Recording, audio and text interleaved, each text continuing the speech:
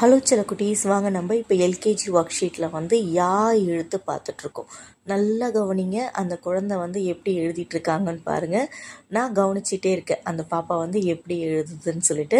நல்லா உத்து பாருங்கள். அந்த யாவை வந்து டாயின் டாயின் டாயின் அப்படின்னு சொல்லுவாங்க இல்லையா, அதாவது கரெக்டாக கோடு போடாமல் டபிள்யூ மாதிரியே போட்டுட்டு போயிட்டுருக்காங்க.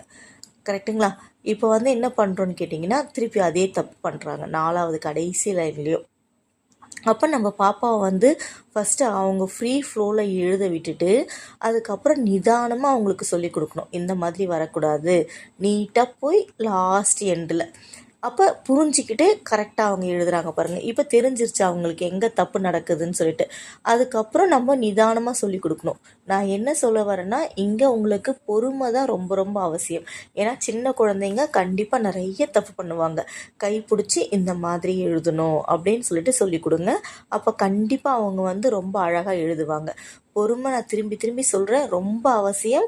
அந்த குழந்தைங்க எப்படி எழுதுகிறாங்களோ அந்த மாதிரி எழுத விட்டுட்டு அதுக்கப்புறம் நீங்கள் கரெக்ஷன் பண்ணுங்கள். இப்படி எழுதணும் அப்படி எழுதணும்னு சொல்லிட்டு கண்டிப்பாக அவங்க வந்து கேட்பாங்க. இப்போ கரெக்டாக பாப்பா எழுதிக்கிட்டே இருக்காங்க பாருங்கள். இதே மாதிரி உங்கள் குழந்தைங்களுக்கும் இந்த புக்கு வாங்கி கொடுங்க. தேங்க்யூ.